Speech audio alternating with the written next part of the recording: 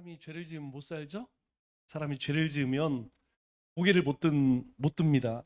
그런데 죄를 짓고도 얼굴을 드는 사람이 있다면 그런 사람은 뻔뻔한 사람이죠. 뻔뻔한 사람, 그리고 위선자죠. 그래서 그런 사람을 우리가 뭐라고 이야기하죠? 저 사람 얼굴에 철판 깔았다, 그렇게 이야기하죠.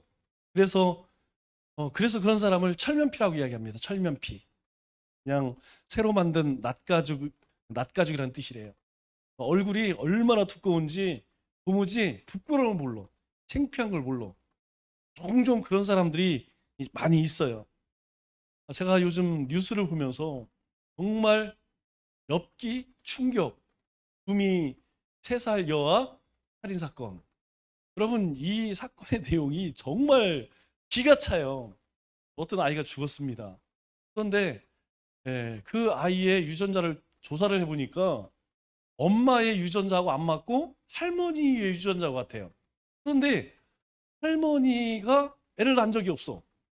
그러니까 할머니 나이가 40 몇 살인데 자기 이제 딸의 손녀죠. 손녀 이게 이제 지금 아직도 수사 중인데 뭐 어떻게 결론을 날지는 모르겠지만 그 이제 딸을 아기를 죽인 엄마의 아버지죠. 그 친정 아버지도 아이를 낳은 적이 없다. 주변에 있는 뭐 모든 주변에 있는 사람들도 그 엄마는 그러니까 딸을 죽인 딸 엄마 얘기하는 거예요. 아기를 낳은 적이 없대요. 그런데 유전자 검사를 해보니까 경찰에서는 99.9999%가 이 딸의 아이가 아니고 친정 엄마의 딸이다. 그러면 이제 문제가 이 딸이 낳은 아이는 어디 갔느냐 이거죠. 이래서 좀 수상이 있는데 제가 이 사람들을 보면서 뭐 시간이 지나면 결론이 나오겠지만 여러분 정말 철면피들 아니겠습니까?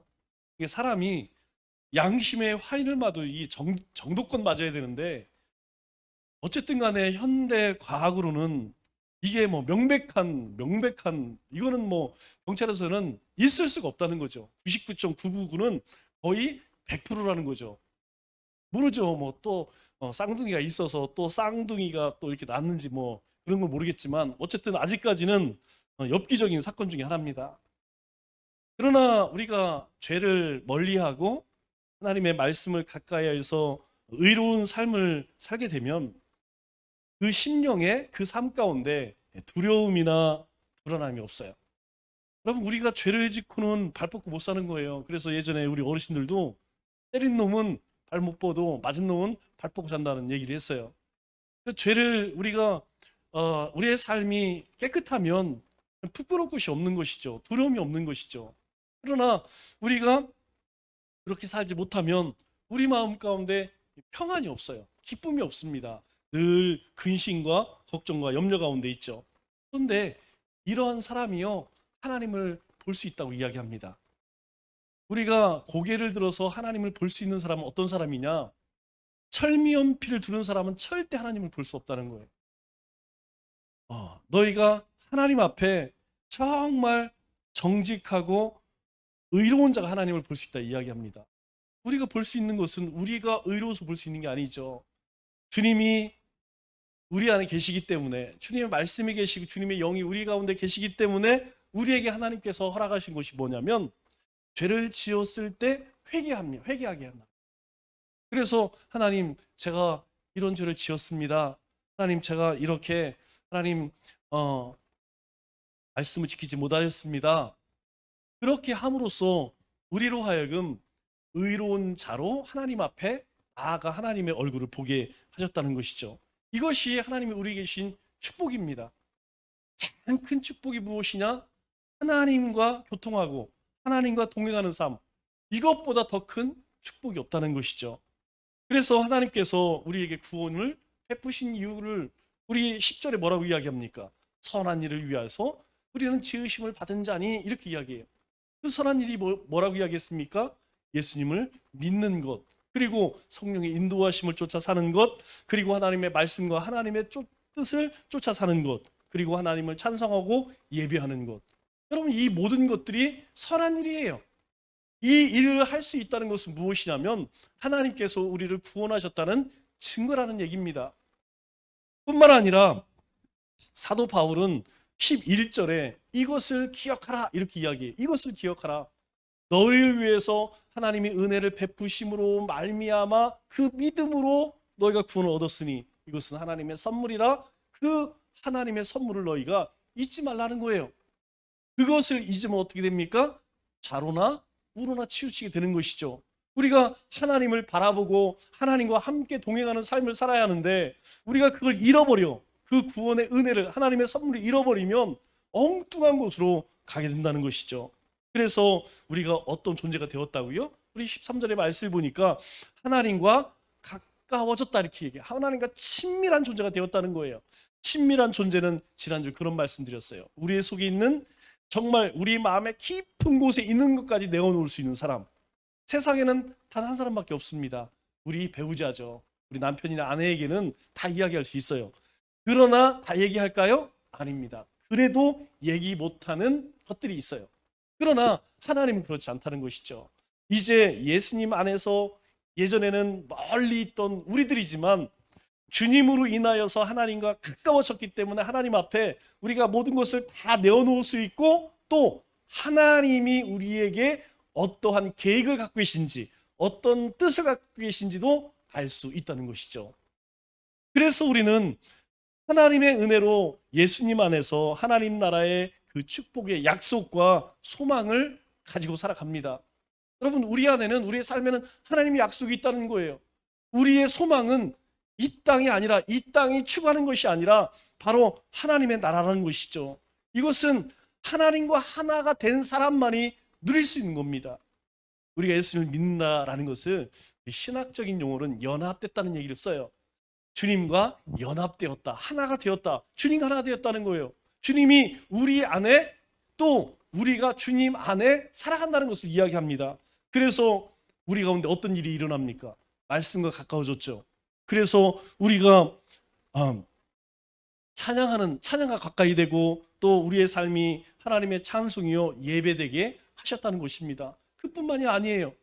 우리의 마음 가운데 하나님께서 어떤 특별한 열심을 주셨습니다. 열정을 주셨다는 것이죠. 그 열정을 품고 하나님의 나라를 위해서 헌신하고 봉사할 수 있는 삶을 살게 하셨다는 것이죠. 이게 하나님께서 우리에게 주신 큰 축복이라는 것이에요. 하나님과 가까워진 만큼 이제 우리의 삶이 세상과도 가까워지게 하셨다는 거예요. 이전에 우리는 죄와 죽음을 우리의 삶 가운데에서 아무렇지도 않게 그렇게 행하였습니다. 사실 하나님 모르는 사람들 삶의 모습을 한번 보세요. 그들은 나름대로 만족하다, 행복하다, 그렇지 않습니다. 여러분, 그 모든 일들이 다 가만히 들여다보면 전부 하나님이 미워하는 일들이에요. 그런데 하나님께서 우리로 하여금 그 세상을 어떻게 해요? 품을 수 있게 하셨다는 거예요. 그것을 불쌍한 눈으로 보게 하셨다는 것이죠. 이전에는 참 부럽다, 왜 나는 안 불러줘, 나도 같이 좀 해, 그런 존재였는데 이제 우리가 하나님과 가까워지면서 저들이 하나님의 영원한 심판 앞에 놓여 있구나, 저들을 하나님 앞으로 인도해야겠다, 저들에게 하나님의 복음을 전해야겠다, 이런 마음을 우리에게 주셨다는 것이죠. 그래서 하나님과 화평을 누릴 뿐만 아니라 우리가 세상과 화평을 누릴 수 있는 그런 존재가 되었다는 것입니다. 주님께서 오셔서 어떤 역할을 하셨다고요? 중보자, 중보. 하나님과 우리 사이를 하나님 연결해 주셨어요. 마찬가지로 하나님이 우리를 부르신 것은 하나님과 우리를 화목케 하신 것처럼 우리로 하여금 세상과 화목해 하시기 위해서 우리를 부르셨다는 것이죠. 그걸 좀 어려운 말로, 쉬운 말로 뭐라고 이야기합니까? 전도 아니겠어요? 선한 행실입니다. 우리가 세상 가운데 선한 행실을 하고 예수 믿으세요, 그 자체가 바로 세상과 하나님을 연결하는 것. 사실 그것이 그리스도인의 행복이라고 이야기를 해요. 왜? 그 삶 가운데 하나님의 역사하심이, 하나님의 살아계심이 나타나는 것이기 때문에 그것을 부르심에 합당한 삶, 복음에 합당한 삶이라고 이야기합니다. 여러분, 사명이 다른 게 아니에요. 우리가 하나님과 가까이 된 것, 그것을 통하여 깨달은 것, 그 은혜를 우리가 삶 속에서 드러내는 것, 이것이 아주 중요하다는 것이죠. 그래서 주님께서 이 땅에 오셔서 하신 일이 무엇입니까? 14절 말씀을 보면 이렇게 시작을 하죠. 14절에 그는 우리의 화평이신지라. 주님은 우리의 화평이시니라. 주님께서 우리를 하나님과 화평케 하셨다는 거예요. 그래서 고린도후서 5장 17절 말씀을 보면 그런즉 누구든지 그리스도 안에 있으면 새로운 피조물이라 이전 것은 지나갔으니 보라 새 것이 되었도다. 뭐 우리를 새로 수리하고 고치 이게 아니라는 거예요. 우리를 완전히 새로운 피조물로 하나님께서 우리를 재창조하셨다는 것이죠. 그래서 우리로 하여금 어떻게 해요? 세상에 화평케 하는 자로. 그런데 이 일이 누구에 의해서 이루어졌습니까? 우리의 공로가 아니라는 것입니다. 우리가 수고하고 노력해서 얻은 것이 아니고 오직 예수님의 공로로 이루어진 것이 무엇이냐? 바로 새로운 피조물 된 것. 바로 주님께서 우리 가운데 화평케 하시는 자로 오셨기 때문에 우리가 하나님과 화목하게 되었다는 것이죠. 제가 예전에 대전에 있을 때에는 대전 교도소, 여러분 교도소 갔다 오신 분은 여기서 한 분밖에 안 계시죠? 네, 우리 장모님이 교도소를 자주 댕겨 오셨어요. 저도 대전에서 사역할 때 대전 교도소 사역을 했습니다. 교도소에 들어가서 그곳에서 예수 믿는 사람들 또는 예수님 믿기로 작정하는 사람들, 그 사람들과 1대1 사역을 했어요. 1대1 사역. 일주일에 한 번씩 들어가서 말씀 가르치는 일을 했습니다. 예배드리고. 그리고 제천에 있을 때, 서울에 있을 때에는 청송교도소 사역을 했어요. 예배 인도하고 그리고 교제 나누는 일. 교도소에서도 가끔 한 번씩 그 일을 합니다. 그런데 제가 교도소를 딱 들어가서 느끼는 것이 무엇이냐면, 밖에서 보았을 때는 교도소가 그렇게 뭐 그냥 상엄하다 못 느껴요. 그냥 교도소구나. 교도소가 저렇게 생겼구나. 여러분 안에 딱 들어가면요, 이 담이 얼마나 높은지 세상에 안 보여요. 밖에서는 교도소 안에 보입니다. 여기 아파트 올라가서 보면요, 교도소 안에 다 보여요. 사람도 왔다 갔다 하는 거. 안에서 보면요, 하나도 안 보입니다. 이 담이 얼마나 높게 보이는지 몰라요. 더 중요한 건요, 교도소 안에 공기하고 교도소 밖에 공기하고 같을까요? 다를까요? 달라요. 여러분 교도소 안에 딱 들어가는 순간부터 공기가 틀리다니까. 분위기가 틀려요. 그렇지 않아요? 궁금하시면 한 번씩 가보시면 됩니다. 그런데 이 교도소에 있는 죄수들의 가장 큰 소원이 뭘까요? 여러분 교도소 안에 있는 교도소 안에 있는 이 죄수들의 가장 큰 소원은 무엇이냐면 저 담장 밖을 나가는 거예요. 거기 사역하러 가는 우리는 들어갈 때에 딱 보면 정말 하죠. 그런데 사역하고 나올 수 있다는 그것이 있기 때문에 거기에서 마음 편하게 지낸다니까요. 그런데 만일 그곳에 나오지 못한다고 생각하면 여러분 그곳에서 재수 생활하는 사람들 가장 힘든 게 무엇이겠습니까? 그 담장을 넘을 수 없다는 거예요. 물론 교도소 안에서도 여러분 자유롭지 않습니다. 뭐 정해진 시간에 뭐 그대로 움직여야 돼요. 그런데 교도소 밖을 나갈 수 있는 유일한 길은 무엇이냐면 무슨 뭐 가석방이라든가 아니면 뭐 특별한 대통령의 무슨 특사가 있다든가 아니면 자기 형기를 다 맞춰야만 나갈 수 있어요. 그 전까지는요, 그들이 그 교도소의 담을 보면서 여러분 무슨 생각이 있습니까? 그 안에서 후회하는 거예요. 내가 조금만 참을 걸. 내가 조금만 정직히 살 걸. 그때 내가 이렇게 하지 말 걸. 물론 그런 사람도 있지만 그렇지 않은 사람들도 많이 있기는 해요. 이것처럼 이 세상의 모든 사람들 가운데에 둘려있는 담이 있는데 그 담이 뭐라고 이야기합니까? 성경에서는 율법의 담이라고 이야기해요. 누구든지 하나님이 정해놓으신 법, 그 법 가운데에서 멀어진 자, 그 하나님의 법대로 살지 않는 자들은 전부 어떻게 됩니까? 죽을 수밖에 없다는 것이죠. 그런데 문제는 그 율법을 지킬 수 있는 자가 있냐 하는 것이죠. 아무도 없다는 것입니다. 우리 가운데에 죄성을 가지고 온 모든 인류는 우리가 아무리 노력을 한다 하더라도 하나님이 정하신 그 율법의 담을 넘을 수 있느냐? 없다는 것이죠. 그래서 율법을 보면 여러분 어떻습니까? 하나님께서 하나님의 거룩한 백성으로 그렇게 살아가기 위해서 정해 놓으신 것이지만 그 율법을 바라보면 절망할 수밖에 없다는 거예요. 왜? 그 율법의 하나라도 어기면 율법 전체를 다 어기는 것이기 때문에 하나님 앞에 나갈 수 없다는 것이에요. 그래서 율법 앞에 다 무너질 수밖에 없는 것이죠. 이것이 바로 하나님과 우리의 사이를 맞다고 이야기하는 것입니다. 그런데 예수님께서 십자가를 지셨어요. 예수님께서 십자가를 지심으로 그 율법의 담을 어떻게 하셨다고요? 허물었다라고 오늘 14절로 15절 말씀에서 이야기합니다. 자, 14절 15절 말씀을 보니까 그는 우리의 화평이시니라. 들로 하나를 만드사 원수된 것 곧 중간에 막힌 담을 무엇으로? 자기 육체로 허시고, 예수님이 십자가의 죽으심으로 허시고 법조문으로 된 계명의 율법을 폐하셨으니 이제는 너희가 그 율법을 철저히 지키는 의로 하나님 앞에 가는 것이 아니고 우리를 위해서 십자가에서 죽으신 그 예수님을 믿는 믿음으로 너희가 하나님의 나라에 가는 그런 은혜를 하나님이 주셨다는 것이죠. 여러분, 죄를 지으면 이제 죄를 짓고 도망을 다니면 방이 붙습니다. 수배 리스트에 올라가게 되죠. 여러분들은 관심 있게 보지 않겠지만 저는 항상 동사무소 앞에 붙어 있어요. 뭐가 붙어 있냐? 뭐가 붙어 있겠어요? 성범죄 리스트가 붙어 있습니다. 이 동네에 몇 다시 몇 번지에 어떤 죄를 가진 어떤 성범죄자가 살고 있습니다. 우리 교회에 성도님들도 있고 아이들도 있기 때문에 저는 항상 오가면서 그걸 자세히 봐요. 혹시 그런 놈 보지 않을까? 그런 놈들이 교회 주변에 있지 않을까? 여러분, 한 번 수배 리스트에 오른 범인은요, 잡히기 전까지는 여러분 발 뻗고 못 잔다니까요. 잡히면 수배 리스트에 올라가면 반드시 법에 따라서 처벌을 받게 돼 있습니다. 마찬가지로 하나님의 법을 지킬 수 없는 인간은 하나님의 법에 따라서 어떻게 해요? 반드시 처벌을 받는다는 거예요. 그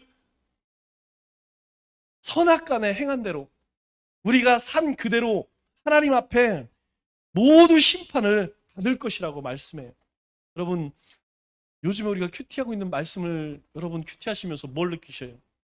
열처녀의 이야기, 달란트의 비유, 그리고 또 염소, 양과 염소의 비유 말씀하시죠. 여러분, 이 말씀의 결론이 무엇이냐? 마지막 절 23장 41절에 뭐라고 이야기했어요? 그들은 영벌에, 의인은 영생에 처하리라, 이렇게 얘기해요. 여러분, 여기서 영벌은요 더 이상 기회가 없는 거예요. 지금은 기회 있습니다.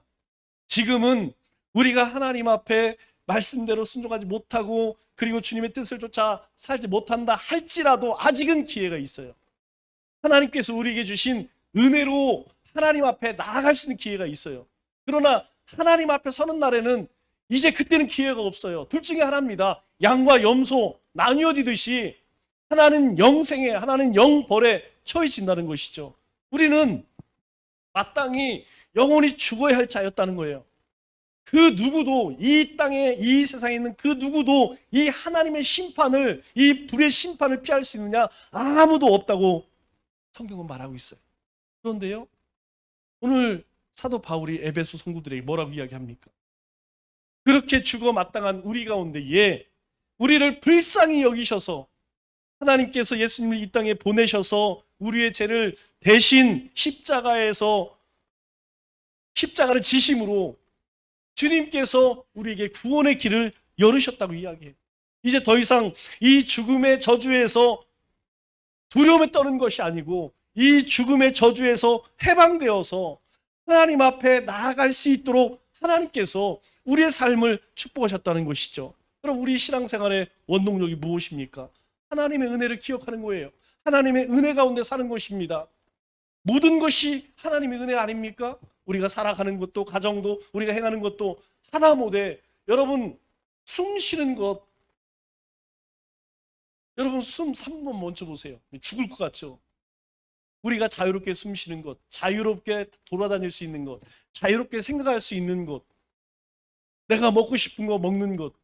여러분, 이것이 모두 하나님의 은혜라는 거예요. 그 은혜 가운데 사는 사람의 삶 가운데 나오는 것이 무엇이면 감사라는 것이죠. 그 은혜 때문에 우리는 충성하는 거예요. 왜 우리가 죽으라고 주님을 위해서 헌신하고 믿음으로 살아갑니까? 우리가 그 은혜 가운데 사니까. 그런데 정작 여러분, 그 은혜를 잃어버린다면, 그 은혜를 잊고 산다면 여러분, 그 삶이 얼마나 힘겹겠냐 하는 것이죠. 뿐만 아니라 예수님께서는 십자가에서 유대인과 이방인의 닮을 허물었다라고 이야기해요. 여러분, 이전에 율법 안에서는 누구만 선민입니까? 율법 안에 있을 때는 이스라엘 백성들만 하나님의 백성이었어요. 나머지들은 다 이방인으로 쳤습니다. 그래서 이 이스라엘 백성들을 바라보고 너희도 그렇게 쫓아와라. 너희도 그렇게 하나님의 말씀 안으로 들어와라. 그래서 하나님께서 이스라엘 택하였고 그들에게 계명을 주셨죠. 그런데 예수님께서 십자가를 지심으로 율법의 담을 깨트리셨다는 거예요. 그 얘기는 무엇입니까? 바로 모든 사람이 만인 제사장이 되어서 이제 하나님 앞에 나아갈 수 있는 길을 열어주셨다는 거예요. 그것이 오늘 화평이라는 말이에요. 그 주님께서 화평케 하심으로 어떻게 해요? 이제 유대인과 이방인의 경계를 무너뜨렸다는 것이죠. 그래서 이전에는 이스라엘 백성들만 하나님의 말씀을 붙들고 살았어요. 그런데 이제 그 복음이 어떻게 됩니까? 사마리아를 거쳐서 저 아시아 땅을 거쳐서 마게도니아로, 로마로, 그래서 온 세계 가운데 복음이 전해지게 되었죠. 그래서 그 복음으로 말미암아서 이제 모든 사람, 이스라엘 백성이든 아니면 이방이든 그 사람이 뭐 흑인이든 백인이든 아니면 뭐 원주민이든 상관없다는 거예요. 믿는 자가 구원을 얻는 하나님의 자녀가 되는 권세를 주셨다고 이야기해요. 제가 정말 좋아하는 말씀 중에 하나가 요한복음 1장 12, 13절 말씀이에요. 여러분 다 아시는 말씀입니다. 영접하는 자 곧 그 이름을 믿는 자에게는 하나님의 자녀가 되는 권세를 주셨으니. 저는 이 말씀이 너무 좋아요.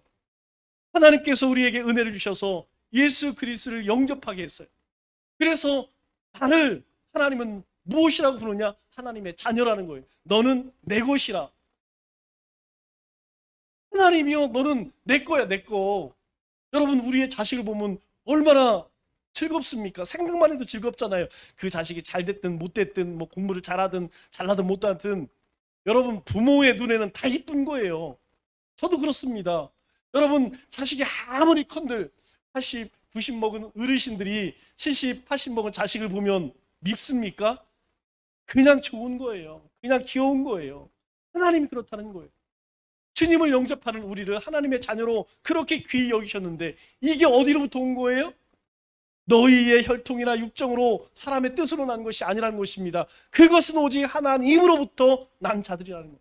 우리는 하나님으로부터 주님께서 십자가에서 바로 그런 모든 인종의 벽을 허셨기 때문에 주님의 복음을 통하여서 누구든지 하나님 앞으로 나아갈 수 있는 그런 존재가 되었다는 것이죠. 그런데 주님께서 이미 그렇게 모든 담을 다 하셨다고 말씀을 하셨음에도 불구하고 여러분 어떻습니까? 우리의 삶 가운데는 아직도 담을 쌓고 있는 것이 있어요.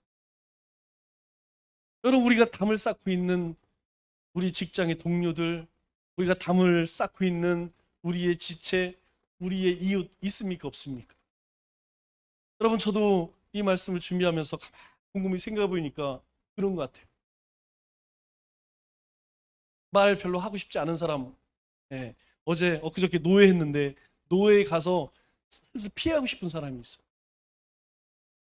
여러분, 주님께서는 친히 십자가를 지셔서 그 모든 담들을 허셔서 복음이 땅 끝까지 그렇게 전해지게 하셨는데 우리의 마음 가운데는 겨우 내 감정, 나에게 조금 내가 조금 싫다고 하여서 담을 쌓고 얼굴을 붉히고 등을 돌리고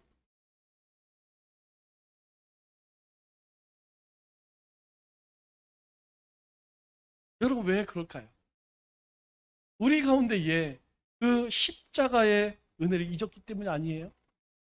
우리의 삶 가운데 그 십자가의 은혜를 잃어버리면 그 순간부터 우리 자신이 비참하게 되는 거예요.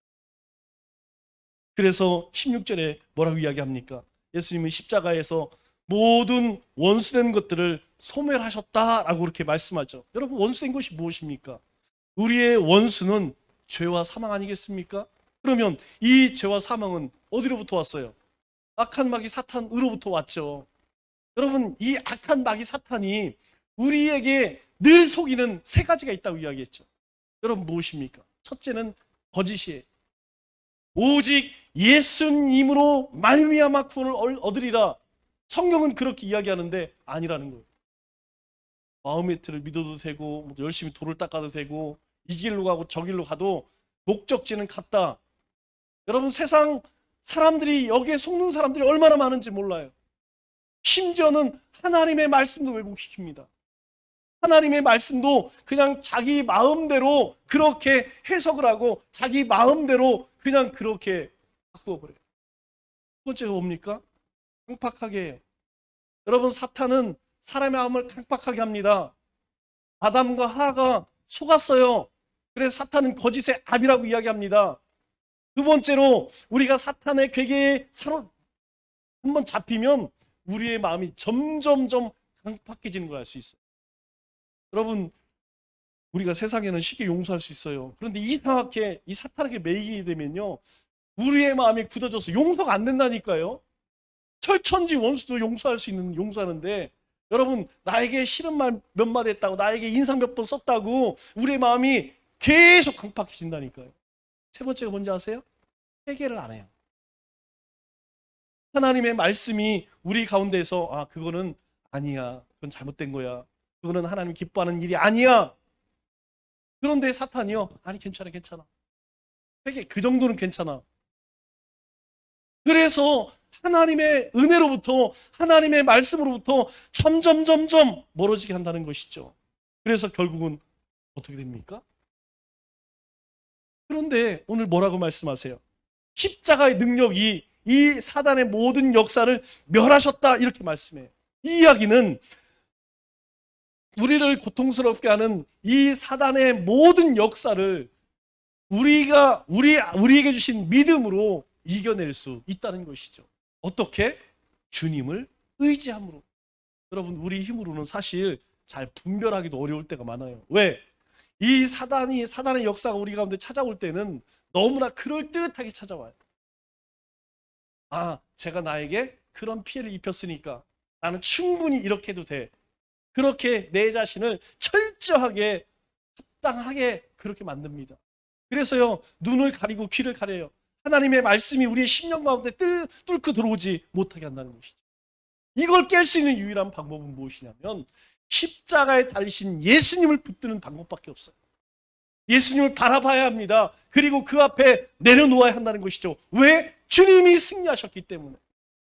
주님께서 십자가에 죽고 끝나셨나요? 아니에요. 3일 만에 다시 부활하셨다는 것이죠.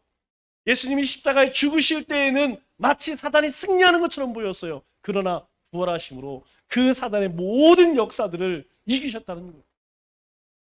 궁극적으로 하나님께서 우리에게 승리를 약속하셨다는 것입니다. 그렇기 때문에 우리가 넘지 못할 담이 없다는 것이에요. 그래서 마태복음 5장 3절에 여러분 우리를 뭐라고 이야기합니까? 화평케 하는 자는 복이 있나니. 오늘 14절에 뭐라고 이야기하죠? 그는 화평케 하신지라. 그가 우리를 화평케 하신지라. 동일하게 우리에게 뭐라고 말씀하시냐면 화평케 하는 복이 있나니 그들이 하나님의 아들이라 일컬음을 받을 것이니.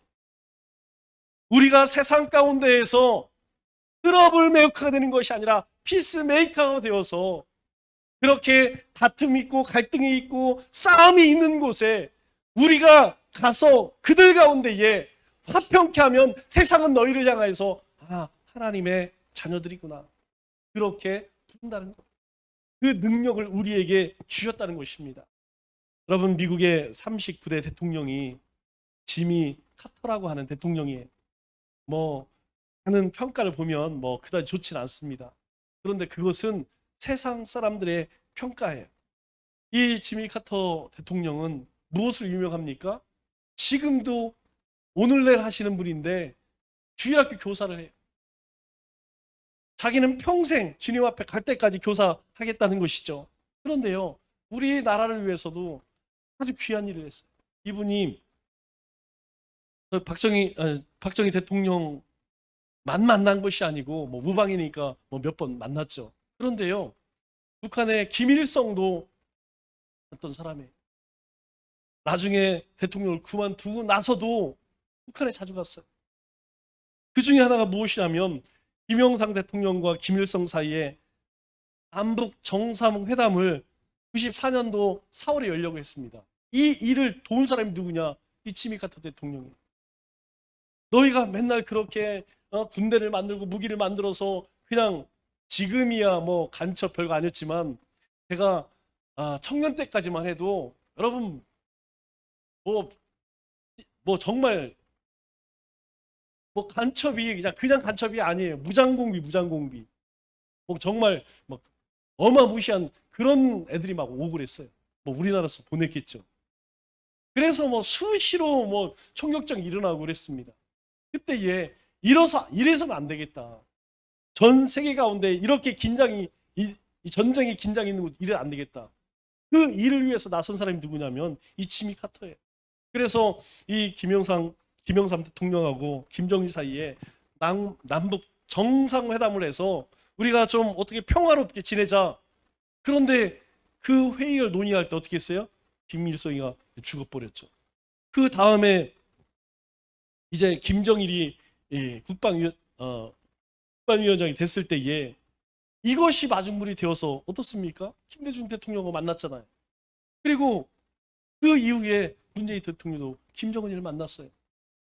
평가야 뭐 어쩌고저쩌고 하지만 여러분 만나게 되어서 정치적으로 자꾸 이용을 해서 그렇지 긴장은 완화됐잖아요. 예전처럼 우리가 20년, 30년 전처럼 그렇게 긴장하고 살진 않잖아요. 여러분 이런 일에 바로 지미 카타라고는 집사가 있었다는 것이죠. 여러분 그가 한 일이 무엇입니까? 바로 하나님께서 우리 가운데 오셔서 화평케 하신 것처럼 그도 일평생 살아가면서 전 세계 가운데 가장 긴장감이 있는 이 나라를 위해서 그렇게 화평케 하는 일을 했다는 것이죠. 여러분 이것이 하나님의 사람의 삶 아니겠습니까? 오늘 주님께서 왜 그렇게 하셨을까요? 왜 주님께서 화평케 하셨을까요? 17절 말씀 보니까 이렇게 이야기하죠. 오셔서 먼 데 있는 너희에게. 예전에는 우리가 먼 데 있었대요. 그런데 우리에게 뭘 전해줘요? 평안을 전하시고 가까운 데 있는 자들에게도 뭘 주셔요? 평안을 전하셨어요. 주님께서 오셔서 그렇게 하나님과 화평케 하는 한 가지 이유는 무엇이냐면 먼 데 있는 자나 가까이 있는 자나, 이 말은 하나님 앞에 가까이 있는 자나 하나님으로부터 멀리 있는 자, 이거 얘기하는 거예요. 구원 받은 자나 구원 받지 못한 자들에게 무엇을 주기 위함이라는 거예요? 바로 평안을 주기 위함. 매일 죄로 인하여서 두려움과 근심, 걱정, 염려 가운데 사는 우리에게 하나님께서 평안을 주시기 위해 화평케 하는 자로 오셨다는 것이죠. 그 결과 무엇입니까? 18절에 그로 말미암아 이 둘이 한 성령 안에서 아버지께 나아감을 얻게 하려 하심이라. 궁극적인 목적은 무엇이냐? 모두가 하나님 앞에 나아가는 길을 열으셨다는 거예요. 오늘도 우리가 그 주님의 이름으로 이 예배의 자리에 왔고 그 주님의 이름으로 우리가 주님의 이름을 부르면서 기도하고 있지 않습니까? 그 이름을 붙들고 세상을 향해 담대하게 나가는 거 아니겠습니까? 말씀을 맺겠습니다. 주님은 이 땅에 하나님과 우리의 막힌 담을 허시기 오셨습니다. 그래서 우리가 하나님 앞에 담대하게 나가게 하셨죠. 또한 모든 열방의 담도 허셔서 끝까지 복음을 증거하게 하셨습니다.